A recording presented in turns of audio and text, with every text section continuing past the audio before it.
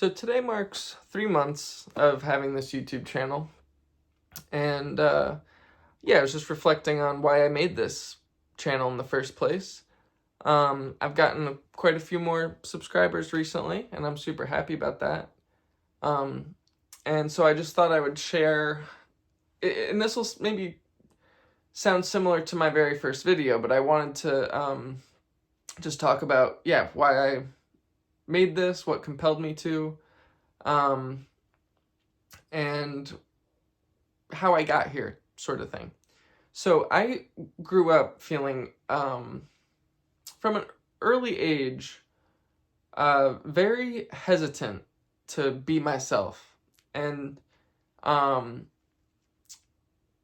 that eventually, and I wasn't extremely shy, but I was just, I would say, extra calculated, too much so, in a way that made me kind of like nervous and really, I would overthink social situations a lot. But that doesn't mean I wasn't still like successful. I was still able to get good results with people. Um, I generally have sort of like, I would try to use humor to make people like me. I get that just as honestly as I can put it. Um, and so there was a lot of my personality, a lot of my behavior was revolving around getting validation from other people.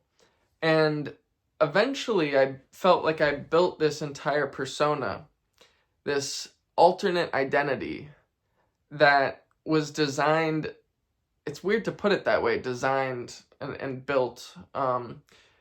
But yeah, it was all aimed at getting good feedback from other people, because I just felt that if they knew the real me, they wouldn't like me. And I'll give just like a really silly example of that, but this is like kind of a micro scale, and I'll just let you imagine the macro scale. But one little example would be, I really liked playing with Legos, still do. But back in the day, like I'm talking about, I was on the wrestling team in high school, but I was also, and I had a girlfriend, but behind the scenes I also had like Legos in my basement, and I'm playing with the mini, and I'm not just building Legos, I'm like playing with the characters. And so that was a part of me that I thought if anyone found out, I was done. And so eventually I started to realize this. I started to pick up on this. And one day I kind of realized that almost every motion I made felt like I was considering what other people were going to think about me. So I couldn't just be free. I had to like calculate.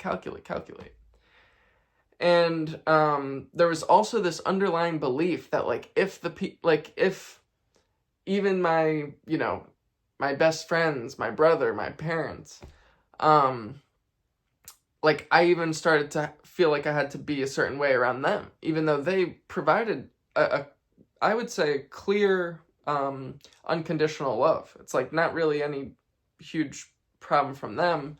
But anyway, eventually, as I became more aware of this, I started really pursuing authenticity. And a book, so it's a little out of reach there, but it's called The Four Agreements. And not just that book, but there's a book that went with it, and I think it's just the Four Agreements companion book. And those two books like really helped a lot in pursuing that authenticity. And it helped me realize, like, again, how much I had been dishonoring myself by just assuming that if I behaved naturally, I would be rejected, when that wasn't the case. And eventually, and I want to say, like, in the last year, I realized that I no longer really needed that validation from other people, that I had finally built a really strong relationship with myself. And there was this moment where I was at a concert at a festival in my hometown, and I was listening to Bombino. That it was the name of the guy on stage. I've got an album of his right behind me there. That's why I'm pointing back. And all throughout high school, so one of these things as well was like dancing. I would go to these parties and there'd be like a dance floor. And yeah, I just like that the notion or like the concept of me going out there was just terrifying. For whatever reason. Just thought I'd make a fool of myself, and suddenly everyone would just stop dancing and just point and be like, you know, making fun of me. But not really, you know, worst case scenario. Anyway, so I'm at this concert though, and the music just takes over. And this guy, Bombino, check him out. He's got some really interesting music. So all of my best friends are around me. Like my best friends. My brother's there. Turns out my mom has a backstage pass. She's on stage. She's filming, and got it, you know, she's watching me. And so I'm like surrounded by all these people, but I'm just so compelled to again, pursue that authenticity, be myself.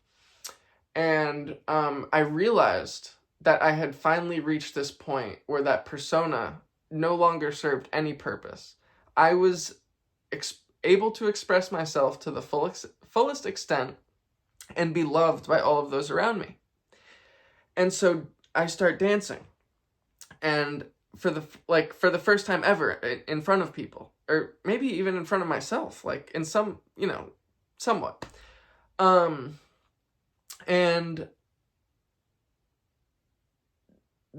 so during that, like, I just felt like I was tearing off my persona and just stomping on it with my dance moves and leaving no trace of it. I was also just met with a memory that I think I might have shared in my first video, but there's a memory my mom always used to tell me where when I was like 2 years old, there was a concert, live music, and I walked out in the middle of the crowd and I started dancing, and people were watching. And they developed a circle around me, and I just paid no attention to them, and I just did my little dance moves and whatever. And my mom would always tell me that, and I'd think back and be like, that doesn't sound like me at all. Because something from the time that I was like 2 or 3 from that story to that present day when she would tell it to me, something had been lost. There was now a blockage in the way. And that blockage was the wound of just feeling wrong about myself. So,